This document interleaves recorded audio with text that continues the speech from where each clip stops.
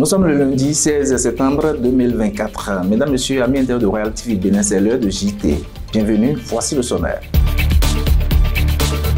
Rentrée scolaire 2024-2025. Les cours ont effectivement démarré dans les collèges et lycées du département de Louémé. Démarrage des cours de la rentrée scolaire 2024-2025. Constat dans quelques écoles de la commune de Dangbo. Et puis, réflexologie au Bénin. Le président Jacques Gbadessi et les siens en congrès à Commun. À nouveau, salut. La rentrée scolaire 2024-2025 a effectivement démarré ce lundi 16 septembre 2024 sur toute l'étendue du territoire national. Dans le département de Louémé, c'est au lycée des jeunes filles Tofa 1er de Porto-Novo que le directeur départemental de l'enseignement secondaire, de la formation technique et professionnelle et madame le préfet de Louémé sont allés constater l'effectivité de cette rentrée. Reportage. Ce lundi 16 septembre 2024, sur toute l'étendue du territoire national, les établissements de l'enseignement ont ouvert leurs portes. La rentrée scolaire 2024-2025 a donc effectivement démarré dans le département de Louémé, à l'instar des autres départements du Bénin. C'est le lycée Tofa 1er de Porto-Novo qui a alors servi de cadre pour le constat effectif de cette nouvelle rentrée scolaire. Nous avons visité quelques salles de classe où les élèves étaient déjà au travail. Et la même impression pour le CE d'Avier, où nous avons visité quelques salles aussi où il y a déjà les professeurs en salle. Et au lycée technique, où on pensait qu'il y aurait affluence, où les élèves seraient dehors. Mais on a constaté qu'ils sont déjà en salle avec les professeurs, en train de travailler. C'est une preuve que la rentrée a été effective dans le département de Louémé. Bien vrai, on n'a pas sillonné tous les autres établissements, mais on aura les échos sous peu. La rentrée a effectivement commencé comme le veut le gouvernement. Et puis, le département de Louémé n'est pas en marge de cette reprise-là. Vous savez que nous avons passé de longs moments de vacances. Nous nous sommes distraits. Je veux parler particulièrement de vous, chères jeunes filles. Les parents vous ont permis de vous distraire. De faire des sorties, vous avez visité les sites touristiques. Je le pensais que ça s'est passé comme ça. Mais il y a un temps pour chaque chose. Fini ces moments de distraction à outrance. Place maintenant au travail. Je vous invite à ne jamais oublier votre devise. Moi, j'intègre déjà ce matin que votre devise, c'est la DSE. D, c'est quoi? Discipline. S, solidarité. E, excellence. Je sais que les vacances n'ont pas été tout reposantes pour certains parmi eux. Parce que l'État a consenti des efforts pour les envoyer en formation. Et beaucoup ont soutenu seulement la semaine passée. Et après soutenir, ils doivent encore reprendre les salles de classe. Ils vont se sentir un peu fatigués, mais il leur apprend d'aller chercher au fond d'eux-mêmes l'énergie qu'il faut pour pouvoir reprendre la rentrée avec nos enfants, donner le meilleur d'eux-mêmes. Le proviseur de lycée technique d'Agbokou profite de l'occasion pour faire l'état des lieux des filières disponibles dans ce lieu d'enseignement professionnel. Ici, nous voyons les G1, nous voyons le secrétariat, nous voyons G2 comptabilité, G3 le commerce et au niveau 1, il y a employés de bureau et aussi AC aide comptable. La plomberie que à partir de cette année-ci, nous n'allons plus recruter pour, mais il y a la deuxième année, la troisième année qui poursuit le chemin. Il y a la fabrication mécanique, il y a la mécanique générale, le niveau 1, et il y a la construction d'équipements mécano-soudés. Nous avons le bâtiment, la menuiserie au niveau 1, nous avons eau et assainissement, nous avons la mécanique automobile, nous avons froid et climatisation, nous avons IMI, ainsi de suite, OG, nous avons 6 ans de spécialité. Il faut préciser que le département de Louémé compte 88 établissements de l'enseignement, dont 85 de l'enseignement secondaire et 3 lycées, dont 2 de l'enseignement secondaire, à savoir le lycée Béanzin et le lycée Tofa puis un lycée technique, celui d'Agbokou. À Dangbo également, la rentrée scolaire 2024-2025 était effective et pour preuve, les écoles publiques et privées ont aussi rouvert leurs portes. Pour constater l'effectivité de cette reprise des cours tant annoncée par le gouvernement, une équipe de notre rédaction a fait un tour dans quelques écoles de la commune. Ubil Lounou et Sergio Akoteyon pour ce reportage.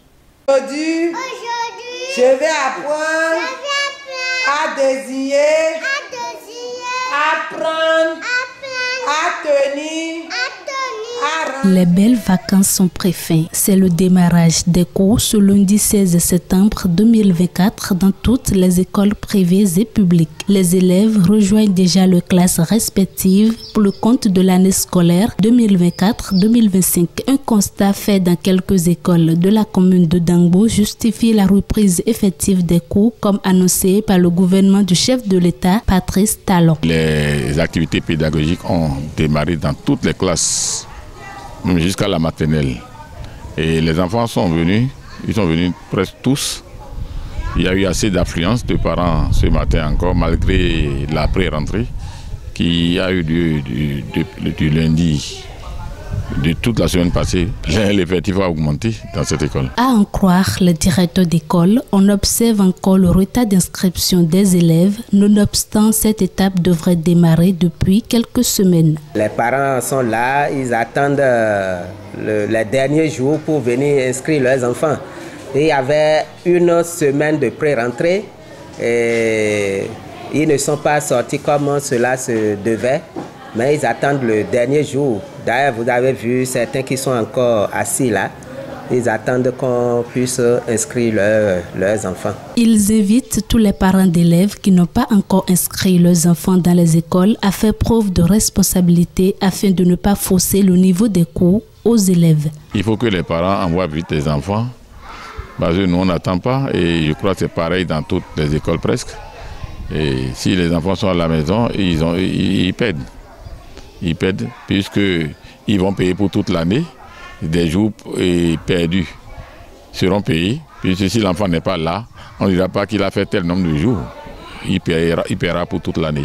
Pour finir une année scolaire en beauté, il revient aux élèves de prendre leurs études au sérieux. Des conseils que prodigue le directeur d'école à l'endroit de tous ces élèves qui ont recommencé les cours dès ce lundi ne sont pas tombés dans les oreilles de sourds. Qu'ils s'occupent bien, qu'ils écoutent correctement les enseignants, qu'ils soient ponctuels et présents tous les jours à l'école, fassent leurs devoirs. Et Dieu les accompagnera pour une belle année scolaire. Un meilleur résultat appelle à un entraînement efficace. Et il faut que de façon continue, l'enfant puisse étudier ses cours. Il faut qu'il apprenne ses leçons, recopie les leçons et les apprenne correctement comme il le faut. Du côté des élèves, ils éprouvent de grandes émotions en ce premier jour de la rentrée et rassurent de leur devise à être un bon exemplaire pour l'obtention d'un meilleur résultat à la fin de l'année scolaire. Je suis contente de voir mes amis de la classe de CM2. Je suis contente d'aller dans la classe de CM2.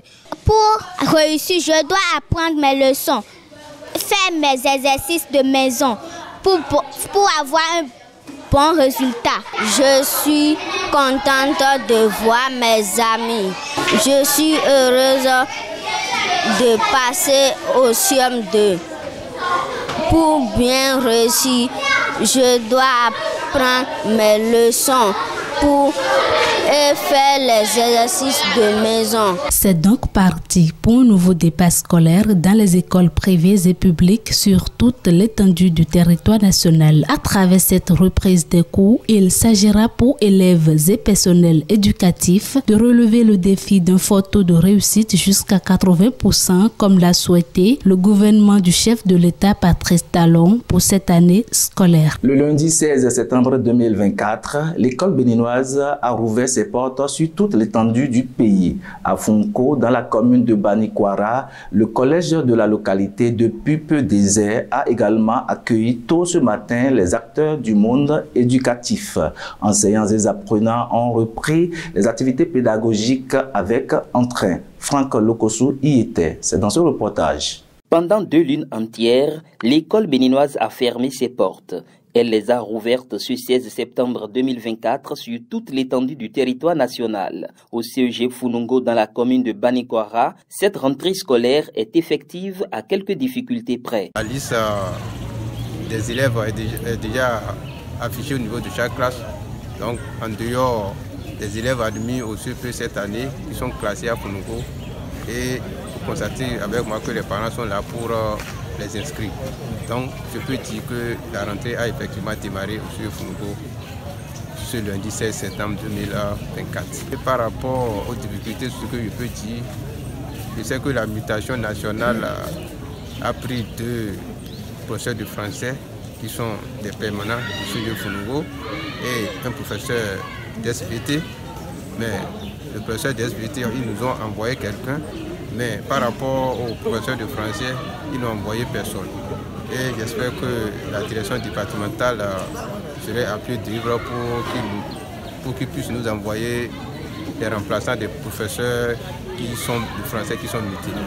C'est avec entrain que parents et apprenants font les derniers réglages. C'est une joie pour les apprenants de fouler à nouveau le sol de l'école. Je suis contente puisque si on commence les temps, on va vite terminer.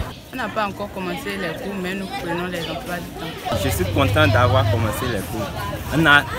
On est resté longtemps à la maison. On n'a pas encore commencé les cours, mais certains ont déjà commencé. L'heure n'étant plus au divertissement, des enseignants s'attellent déjà à leur mission. Présentement, par exemple, nous sommes en train de faire le cours en français. Mais sous d'autres cieux, vous allez en Chine, par exemple, les cours à l'école ne se font pas en français, c'est plutôt en chinois. Ils disent être prêts pour le combat. L'entrée académique 2024-2025 est effective au CEG Funungo. On vient de commencer et je viens de commencer, finir, même la prise de contact avec mes élèves, on vient de finir. Et demain, j'ai encore cours dans une classe de terminale où je dois effectivement commencer la rentrée. J'ai déjà avec les élèves et ils seront. Je dirais que nous avons démarré la rentrée 2024-2025 tel que vous pouvez le constater. Et je suis présentement en premier A où j'ai fini de faire le cours de 7h à 10h. Et il faut dire que je suis très ému de démarrer la rentrée parce que déjà la dernière semaine fut la pré-rentrée et nous avons déjà communiqué les emplois du temps aux apprenants, ce qui nous a permis ce matin par exemple de démarrer le cours effectivement à 7h. Pour une nation qui se veut prospère, l'éducation doit rester son meilleur investissement. Belle année scolaire à tous les acteurs du monde scolaire. Le samedi 14 septembre 2024, les membres de l'Association béninoise des réflexologues ont tenu leur 6e congrès national dans la commune de Komé. L'objectif principal de cette rencontre était de mettre en place un comité dédié à l'élaboration d'un document scientifique pour la réflexologie et à l'accompagnement du développement de cette médecine thérapeutique à l'aide de massages au Bénin. Sophie Roncanri et Sylvain Anglais ont signé ce reportage. La réflexologie est une médecine douce très ancienne représentant comme thérapeutique et utilisant le massage. Ce samedi 14 septembre 2024, la mairie de Komé a accueilli le 6e congrès national des réflexologues réunissant des spécialistes et des passionnés de cette discipline sur le thème « L'utilité de la réflexologie dans le système sanitaire au Bénin ». Les participants ont eu l'occasion d'échanger des idées, de partager des expériences, de discuter des défis et des opportunités liées à la réflexologie dans le système de santé béninois. La réflexologie, c'est une thérapie naturelle, non conventionnelle. Et vu ses bienfaits, nous nous sommes dit, mais pourquoi ne pas faire tout ce qu'il faut pour que la réflexologie puisse être bénéfique d'abord aux populations et ensuite convaincre les médecins à travers les travaux que nous allons mettre en place, un travail scientifique bien sûr, pour leur montrer l'utilité ou l'importance de la réflexologie dans le milieu formel de la médecine. Donc c'est ce travail que nous sommes en train de faire. Et d'abord, la première des choses, c'est d'avoir un curriculum de formation. Nous sommes en train de mettre en place un comité qui va s'occuper de ces secteurs pour mettre en place des documents purement scientifiques pour permettre à ce que les médecins comprennent ce que nous faisons en tant que réflexologie, pourquoi c'est utile à la santé humaine et pourquoi il faudrait que la réflexologie se retrouve dans les hôpitaux. La rencontre d'aujourd'hui nous permet de faire un toilettage en quelque sorte au niveau de notre association. Et cette rencontre nous permet aussi de dégager les brebis galeuses qui se retrouvent au niveau de notre métier, qui est la réflexologie. Donc nous avons parcouru beaucoup de sujets, surtout par rapport à notre code de déontologie qui permettra à chaque membre de connaître ses limites, qui permettra à chaque membre de connaître ses droits, qui permettra à chaque membre de connaître aussi ses devoirs. Suivi de plusieurs témoignages, les réflexologues donnent quelques avantages de cette pratique. Par ce métier, vous pouvez trouver de satisfaction pour vos problèmes de santé. Vous pouvez vivre longtemps et reste bien dans votre corps et vivre longtemps sur cette terre. Ce domaine, ce métier est un métier qui accompagne toutes sortes de métiers, en tout cas dans le domaine sanitaire. Une médecine qui guérit assez de pathologies, mais sans injection, sans maladie, sans injection, sans médicaments et sans rien. Et vous venez maintenant de voir les témoignages.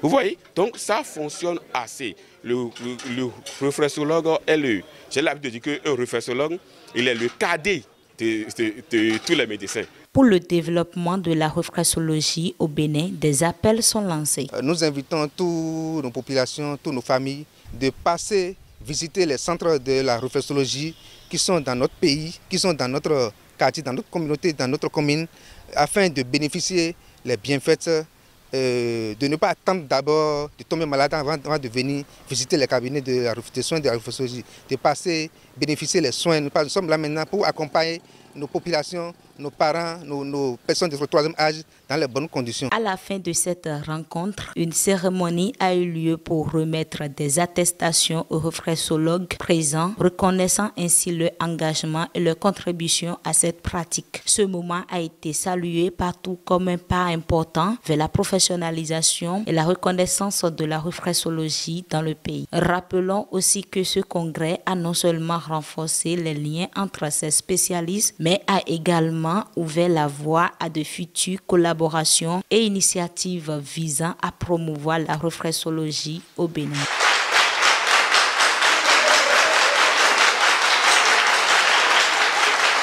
À chaque rentrée, on voit souvent des parents accompagner leurs enfants à l'école. Mais, hélas, très vite, ils s'abandonnent, ce qui plombe souvent les rendements scolaires. C'est fort de ce constat que Dr Guy Rundaï déclare dans l'une de ses pensées en vrac, saison 2. Toute graine d'espoir mise en terre dès la rentrée des classes fleurit sur le terreau des investissements du tissu familial. C'est donc la fin de cette session informative sur Royal TV Bénin. Merci de nous avoir suivis et à lundi prochain.